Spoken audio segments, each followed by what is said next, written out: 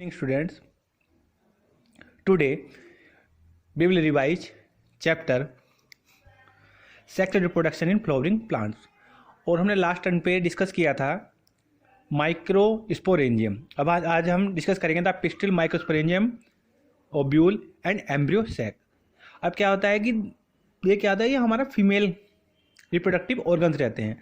The gynoecium represent the female reproductive parts of the flower. The gynoecium may consist of a single pistil or may have more than one pistil.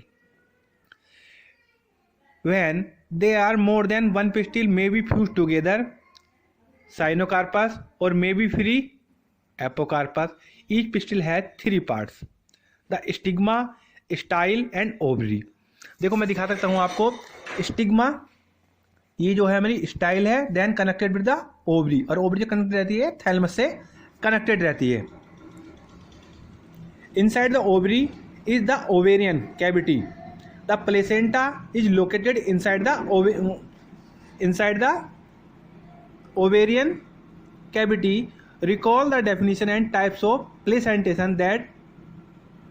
अब बात आती है the placenta megasporangia, और हमने male part में पढ़ा था microsporangium, megasporangium, microsporangium.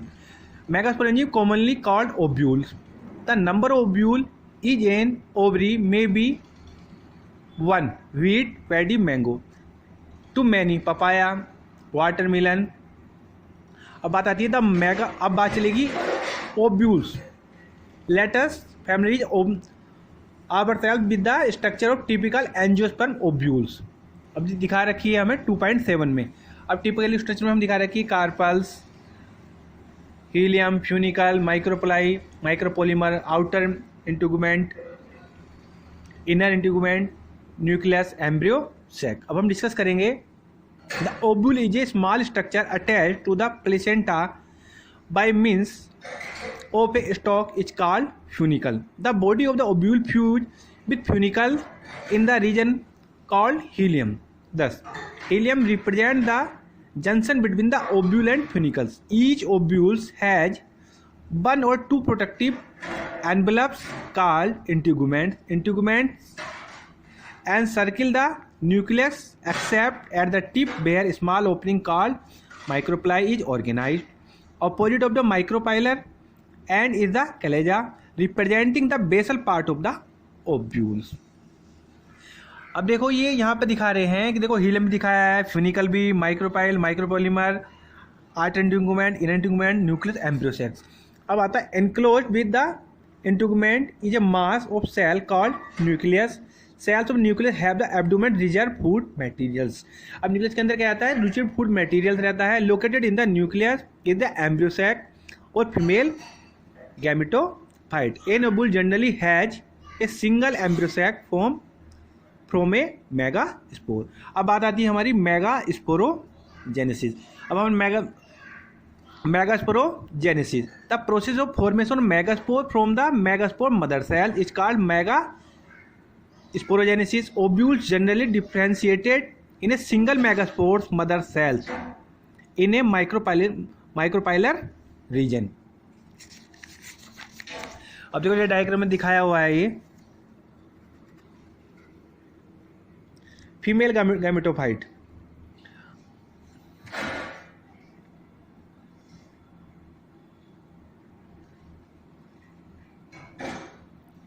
Female gametophyte in the majority flowering plant one of the megaspore is the functional while other 3 degenerate। Only the functional megaspore develop into the female gametophyte embryo sac में। मतलब एक only single 3 जो रहते हैं degenerate रहते हैं। This method of embryo sac formation of from single megaspore is term monosporic development. अब बात देखो आती है हमारी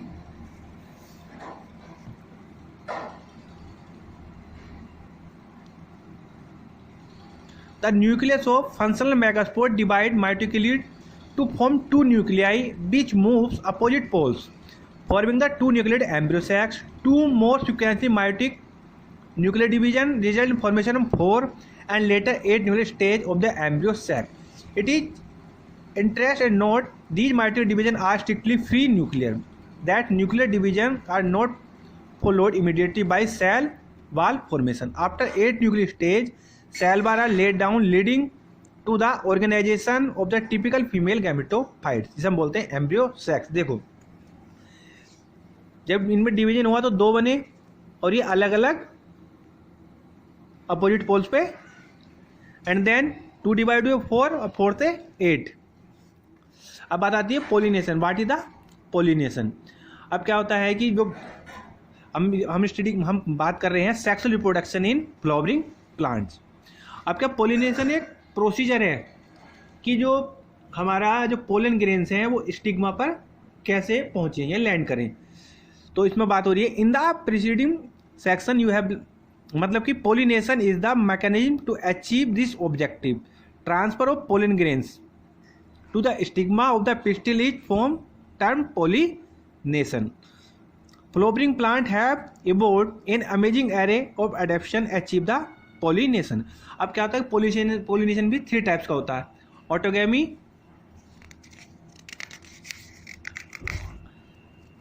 3 types of autogamy, geitonogamy and xenogamy.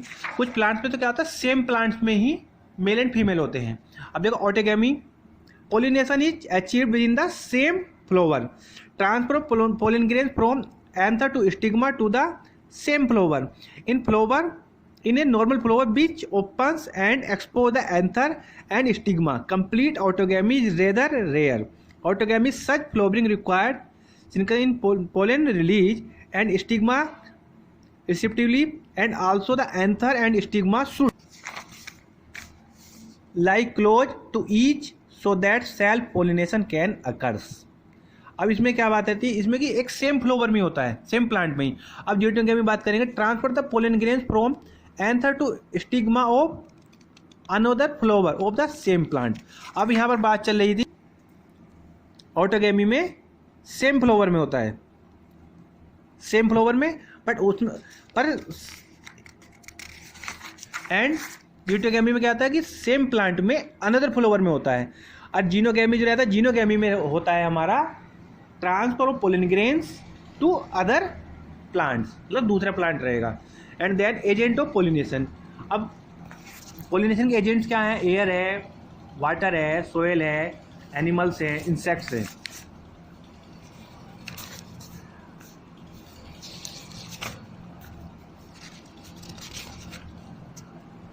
Agents of pollination. अब बात चलेगी हमारी